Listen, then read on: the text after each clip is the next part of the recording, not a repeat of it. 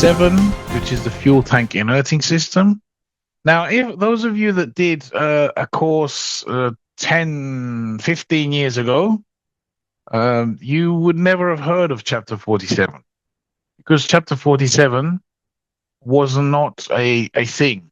It became mandatory around about 2002, 2004 in worldwide.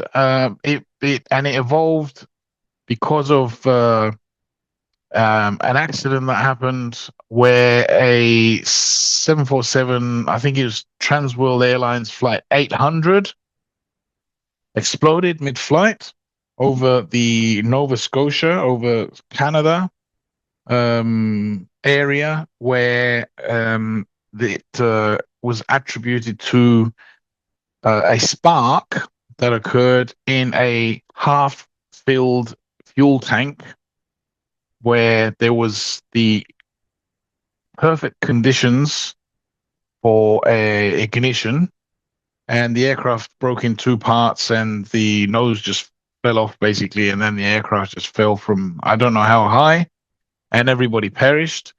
So new laws, the FAA took this very seriously. They started implementing all these FAR laws that they started off as recommendations, but in the end, they are now law regulations. They're not the recommendations anymore.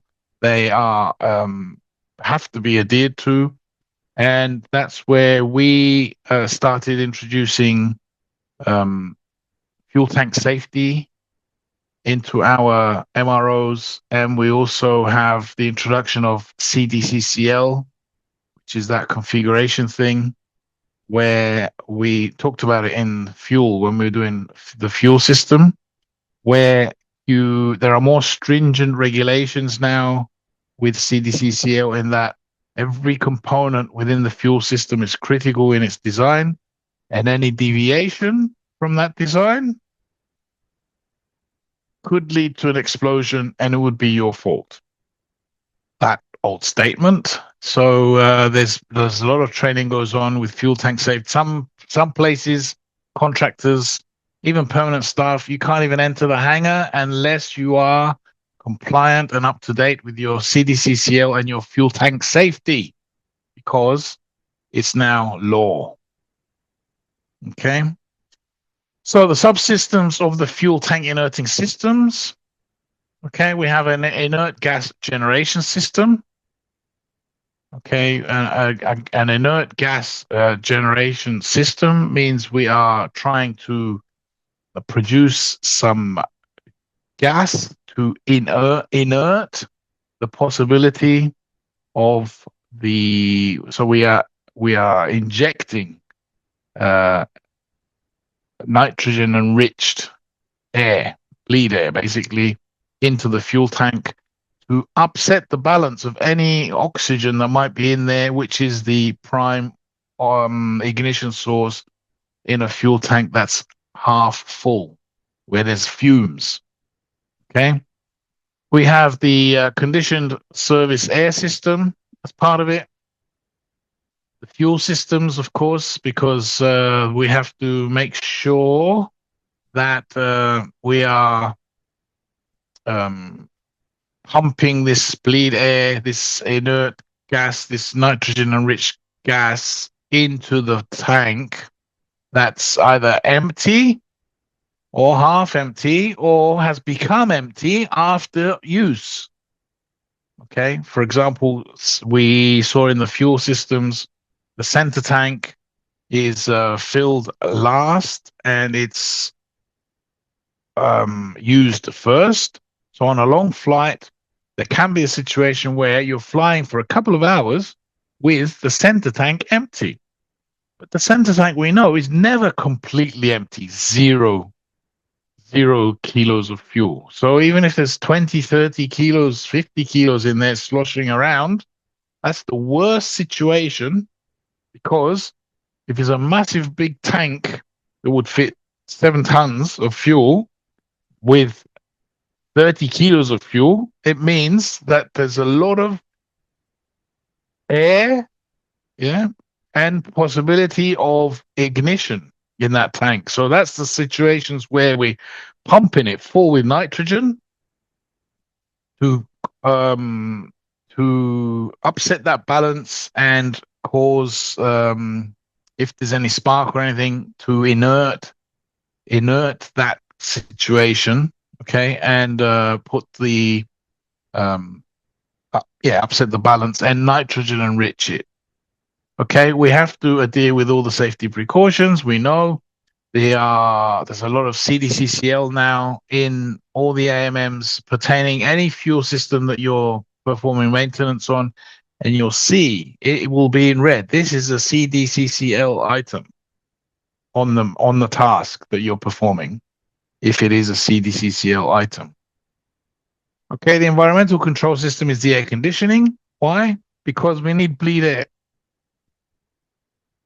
This is there. So in flight, where do we get the nitrogen enriched gas? We produce bleed air, and we tap off some bleed air, which is predominantly nitrogen or carbon monoxide or whatever you want to call it, and put it into the tank, or it gets distributed through the system as required. And then it's done by the engine bleed air supply systems. And we also have the ability to test it because we have a computer for it, a controller. Okay, here is that magic triangle. And this is the triangle that we are trying to upset. Okay, so in an ideal situation, I think in our atmosphere we have 72. Is it 72 or 78% nitrogen and 12 or 17% oxygen in the whole atmosphere. And you light a flame, you got a flame, you light a match, and you got a ignition source, a piece of hay, and you ignite it. Because of the oxygen content, that 13 to 17%, it's ideal to ignite and catch fire. Same on the aircraft. If you have the situation where you have that 13 to 17% oxygen in the tank, and for some reason a spark goes off because there is wiring and plugs inside the tank, and if the oxygen content was at the right quantity, we have the spark, there's fuel vapor in there, boom, explosion. Okay, so what we're trying to do is to decrease the oxygen rate and make that ratio, that 12 to 18% less, by putting in an inert gas, putting in nitrogen and upsetting that balance. Okay, and that's the whole idea of what we're trying to do. This is just a timeline of when it all became mandatory and everything. So the A320 obviously existed long before the year 2000s. Okay, and you'll find aircraft that existed before this accident and before all these regulations didn't have a 47, ATA Chapter 47. Okay. However, once it became law, it was required that all aircraft that don't have a gas inerting system, they have to retrofit, have it installed. Okay. Obviously, when the aircraft were coming out of the factory at this stage, they were coming out with the Chapter 47, all the gas inerting system installed. But anything, okay, that was built before these dates that it became mandatory had to have it installed. You can see this. You can see an aircraft that's got this gas inerting system. because you usually see these little triangle, yellow triangle placards with a sleeping man. It's a man who's asleep with an N for nitrogen. Okay, because there is the possibility of the nitrogen overcoming, or the gas system overcoming people that are working in areas where there is enriched inert gas, and therefore they put all these triangles to tell people that be careful. This is an aircraft that has a gas inerting system installed. All right, the principle of operation of it. It's got two subsystems: the conditioned service air system, CSAS, and the inert gas generation system. So the CSAS uses hot air from the bleed air system and decreases the air temperature to a level compatible with the IGGS subsystem. Okay, we then feed it into the inert gas system.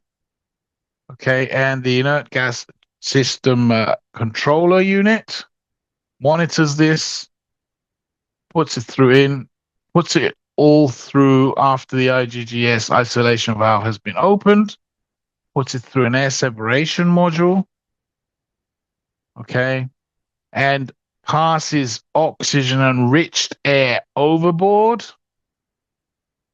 and progresses to put nitrogen enriched air inside the tank.